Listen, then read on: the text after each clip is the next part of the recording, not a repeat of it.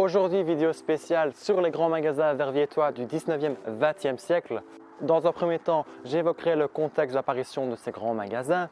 Ensuite, je m'intéresserai à différents magasins, le Grand Bazar, à l'innovation et également au printemps. J'ai eu la chance de rencontrer l'ancien gérant du magasin au printemps, M. Garçou, donc également une interview exclusive. Et enfin, j'évoquerai l'architecture des grands magasins, l'architecture qui s'adapte aux besoins et aux époques. On verra différents types d'infrastructures, différents types d'architecture. Ainsi, on aura une vue d'ensemble de ce que furent les grands magasins ici à Verviers.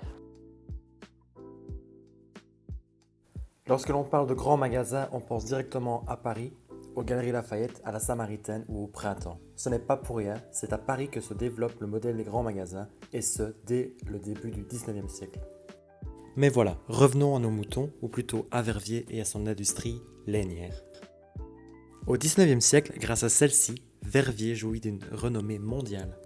La ville, en pleine révolution industrielle, se transforme. Les industries grandissent, de nouveaux quartiers sont bâtis, de nouveaux moyens et voies de communication apparaissent, et surtout, une nouvelle classe de population apparaît, la bourgeoisie. On érige des bâtiments de prestige, le Grand Théâtre, l'Harmonie par exemple. La ville se transforme, s'embellit. On commence à flâner en ville, c'est à ce moment qu'apparaissent les grands magasins. Godefroy Alfred Rouet est formé à Paris, au Bon Marché. Quelques années plus tard, il revient à Verviers et en 1875, il ouvre en Crapaud-Rue son magasin qu'il appelle le Bazar de Paris. Il y vend une gamme variée de produits selon les techniques nouvelles de vente. Voilà, je parle de grands magasins, de nouvelles techniques de vente, mais de quoi s'agit-il exactement?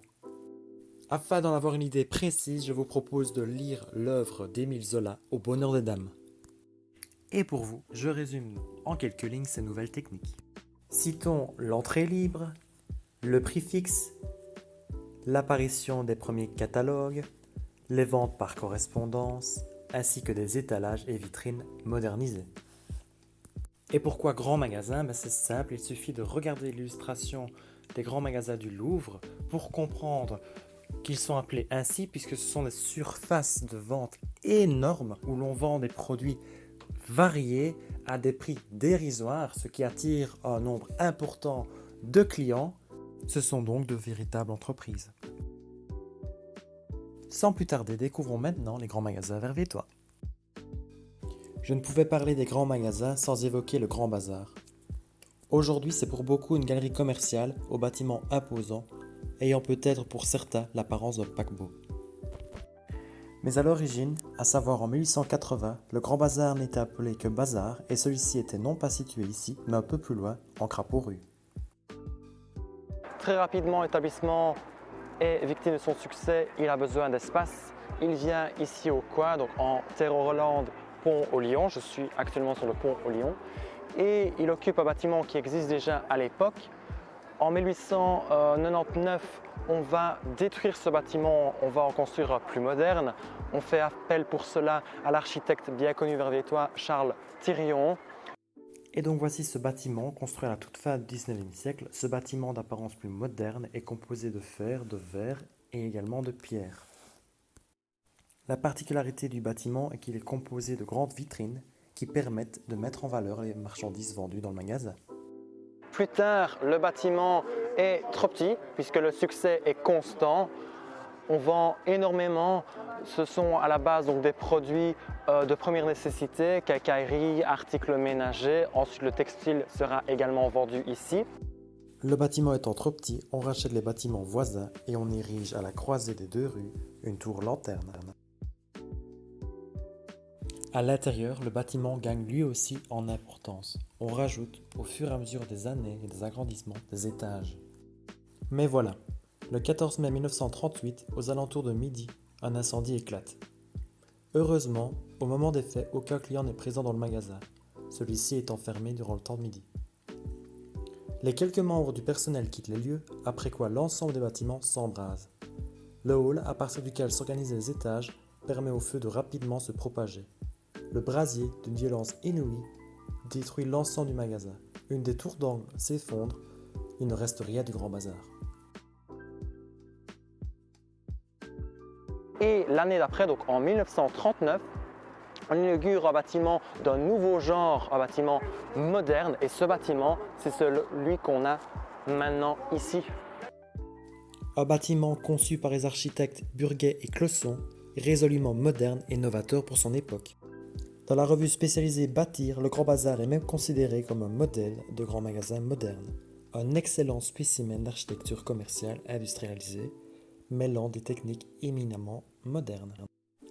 Dans la dernière partie de cette vidéo, j'aborderai davantage l'architecture et ses innovations techniques.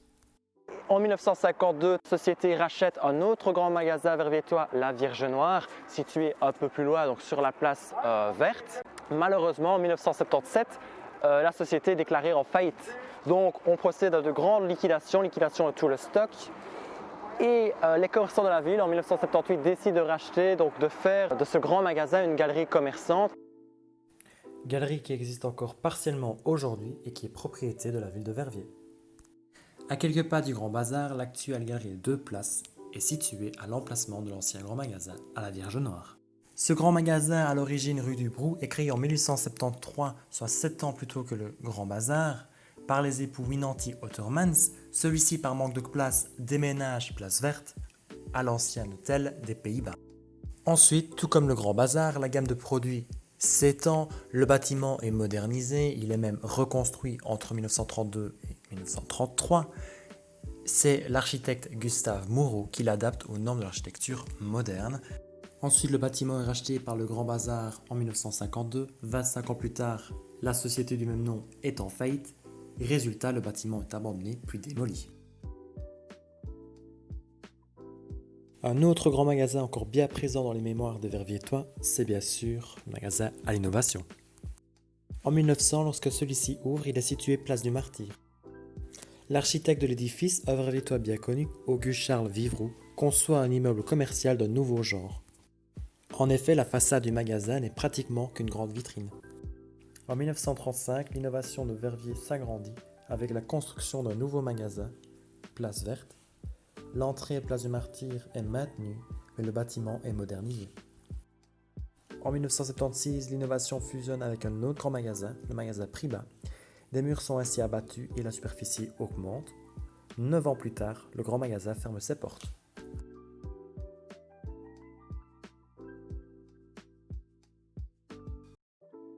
Sur la place du Martyr, à quelques mètres de l'innovation, un autre établissement réputé avait pignon sur rue, le magasin Au Louvre. Ouvert en 1887, le magasin a une durée de vie courte puisque celui-ci, en 1921, cesse ses activités. Dans le magasin était vendu principalement du textile. Et fait intéressant, la presse de l'époque révèle que le grand magasin était équipé dès 1892 de l'éclairage électrique. Le bâtiment, après avoir été un cinéma pendant près de 40 ans, est démoli. Aujourd'hui, ce bâtiment fait place à un building appartement. S'il y a bien un grand magasin à Verviers, c'était le magasin Au Printemps. Bon nombre de Verviétois l'ont encore connu et j'ai eu la chance de rencontrer le dernier gérant, Monsieur Garçou. Je vous propose maintenant de découvrir cette interview. Le Printemps a été créé par la famille Mélotte dans les années 1890-1895. Ils ont repris évidemment le nom de Au Printemps par rapport au Printemps à Paris. Et puis mon grand-père qui était Amédée Balthus, qui était déjà associé à Pierre Corman dans un autre magasin Pont-Saint-Laurent au Progrès, ont à eux deux repris le Printemps. J'ai entendu dire que c'était en 1909. Ils ont fait des grosses transformations. Ils ont intégré le magasin La Parisienne qui était dans la partie gauche quand on voit l'immeuble de face. Quelques années plus tard, mon grand-père Amédée Balthus a repris seul ce magasin. Il faut savoir qu'à l'époque, on vendait au rez-de-chaussée des costumes, des vêtements pour hommes. Et au premier étage, c'était des tissus pour les dames. Donc, c'est-à-dire qu'il n'y avait pas encore de confection dames. Il n'y avait que des tissus et les dames venaient acheter du tissu pour le donner ensuite à leur couturière pour faire leur robe ou autre chose. Après-guerre, on a développé, s'est développé la confection pour dames Et donc c'est tout à fait naturellement que le département d'âme s'est créé au premier étage. Parce qu'historiquement, on vendait des tissus à l'étage et c'est comme ça que c'est resté. Puis mon grand-père Amédée Balthus est décédé en 1951 et c'est son beau-fils, mon père, qui a pris la direction du magasin, aidé par Madame Annette Bruls. On a fait évidemment quelques transformations par la suite. En 1958, on a rénové totalement le département d'âme, 1957-58. Puis ensuite est venue la rénovation du département hommes. Mon père est malencontreusement décédé en 1982. J'ai repris sa succession. Moi, je travaillais là depuis septembre 1979 et j'ai repris la direction du magasin. On a fait bien sûr encore quelques transformations. On a dû aménager de manière différente parce que le système de vente avait changé. Avant, on rangeait tout, je vais dire, par rayon. On avait le rayon, par exemple, des robes, et puis le rayon des jupes, puis le rayon des manteaux. Et puis par la suite, ce n'était plus par rayon. Et puis c'était évidemment par concept, par style, par genre également. On a fait des grosses transformations en 1984. Et puis on a fait les dernières transformations en 2000, qui était là tout le rez-de-chaussée, le département homme, qui a été rénové également totalement. En 2004, on est contacté par Forum Invest, qui nous montre un beau projet de centre commercial. Fin 2004, on tombe d'accord sur un prix pour le bâtiment et puis aussi pour le fonds de commerce. Il y avait malheureusement une pollution naturelle au zinc et au plomb. Suite à cette pollution naturelle au zinc et au plomb, ils disent oui, mais nous, ça va nous coûter de l'argent pour dépolluer, c'est à votre charge, donc on va revoir le prix à la baisse. Évidemment, je m'y oppose, je dis dans ce cas-là, on ne fait pas l'affaire, on ne fait pas. Et c'est pour ça que je continue à acheter la marchandise pour l'hiver même 2005. Et donc, j'achète normalement en me disant, n'étant pas sûr. Finalement, ils acceptent de ne pas revoir le prix à la baisse. Et on signe au mois d'avril, quelque chose comme ça, avec un engagement, une obligation de leur livrer le bâtiment pour fin 2005. Donc on a fait une liquidation à partir du mois de mai. Oui, ce que vous voyez là-bas, il y a beaucoup plus à l'intérieur, rentrer, et puis quand ils rentrent à l'intérieur, ils tombaient sur un vendeur qui était chargé de leur vendre. Puis alors après, il y a eu, on s'est passé évidemment d'accrocheurs, les gens rentraient, et puis finalement, ça a été entrée libre. Les gens pouvaient rentrer et ne pas acheter, et même rester éventuellement seuls s'ils n'avaient pas envie de vendeur-vendeuse. Je pense que c'est fin des années 70 où on a commencé à avoir plus cette approche entrée libre. À l'intérieur, avant également, il y avait des tentures dans les années 1910, 1920, etc., même jusqu'avant-guerre. Il y avait des tentures qui cachaient les costumes et le vendeur ouvrait les tentures et prenait le costume qui pouvait convenir aux clients. On ne pouvait pas à l'époque toucher la marchandise. Avant, les clients venaient 2 fois par an. On avait 2 collections par an, une collection printemps-été, collection automne-hiver. Et puis, dans les années 80, on a eu également un peu plus. On avait 4 collections. Et puis à la fin, on avait des marques qui faisaient 12 collections par an, c'est-à-dire tous les mois. Donc, la marchandise rentrait plus régulièrement et donc les gens venaient également beaucoup plus souvent. Il y a une anecdote avant, je ne sais pas moi en quelle année, en 1930 peut-être ou avant, quand il y avait un article qui était un peu plus compliqué à vendre, on mettait une pièce dans la poche du vêtement et on disait, le vendeur était chargé de dire, ah regardez comme les poches sont confortables. Et puis effectivement, il sentait qu'il y avait une pièce dedans. Ah bah tiens, il achetait le vêtement parce qu'il y avait une pièce dedans. Le magasin au printemps, c'était bien sûr un beau bâtiment. C'est un bâtiment que les Verviers-Tois connaissent, ils s'en souviennent. Mais c'était aussi des gens et du personnel qui était apprécié par la clientèle, qui avait un excellent contact. Et tout le monde se souvient du printemps de son vendeur ou de son vendeuse qu'on avait l'habitude de voir et qu'on aimait retrouver. Je pense que le personnel était vraiment quelque chose d'important parce qu'il y avait vraiment des liens qui se créaient entre eux et la clientèle. C'était du personnel qui était extrêmement dévoué, qui aimait l'entreprise et qui aimait les clients. Aujourd'hui encore, les bâtiments de ces grands magasins sont toujours visibles. Ils témoignent de la richesse et de la renommée de la ville en des temps, quoi qu'on en dise, pas si lointains. À Verviers, à la fin du 19e siècle, lorsque les premiers grands magasins apparaissent, ceux-ci s'installent dans les bâtiments existants, dans des hôtels, dans le cas de la Vierge Noire ou du magasin au Louvre, ou dans de simples habitations, par exemple pour le Grand Bazar. Les infrastructures n'étant pas adaptées à une activité commerciale, on transforme les rez-de-chaussée. Ainsi, on augmente la taille des vitrines et on ajoute une marquise. On parle ici donc de bâtiments éclectiques ou néoclassiques. À la toute fin du 19e siècle, avec l'évolution des techniques industrielles, se développe un style d'un nouveau genre, l'art nouveau. La mode est désormais de construire avec des matériaux considérés comme modernes, le fer, le verre. En 1900, le bâtiment de l'innovation à Verviers, comme ce qui se fait au même moment à Bruxelles avec l'architecte Victor Horta, on érige un bâtiment presque uniquement constitué de fer et de verre. À l'intérieur, une grande verrière est aménagée. Même chose au Grand Bazar. Dès ce moment, la verrière domine le hall central qui lui structure et organise l'ensemble du magasin. La façade du magasin, quant à elle, n'est pratiquement qu'une grande vitrine.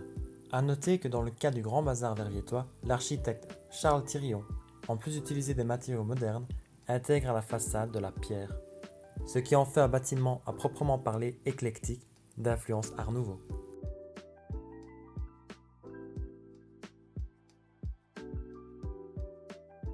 Par la suite, les grands magasins continuent d'évoluer et de grandir, d'où la nécessité de construire des bâtiments plus grands et plus modernes. Ainsi, les bâtiments de la Vierge Noire et de l'innovation sont modernisés. Dans ces nouveaux bâtiments, on utilise toujours la pierre, mais on utilise également le béton armé. On pense et on construit de manière plus fonctionnelle, en d'autres termes, plus adaptée à la fonction, ici commerciale. Apparaissent au même moment les dernières avancées techniques, et à cet égard, le Grand Bazar est à l'époque repris comme un modèle. Dans un bâtiment moderne constitué presque entièrement de béton armé, le magasin est doté des dernières inventions techniques. Citons par exemple la présence d'aérothermes ou de conditionnements d'air novateurs qui permettent de régler la température, de l'éclairage électrique, d'ascenseurs, ainsi qu'un aménagement moderne des différents départements du magasin. Pour plus d'informations sur le sujet, je vous invite à consulter la revue Bâtir numéro 87 qui est consacrée en partie au Grand Bazar verviétois. Voilà, notre voyage dans le temps à la découverte des grands magasins verviétois d'antan s'arrête ici. Les bâtiments sont encore là, mais que restera-t-il demain ?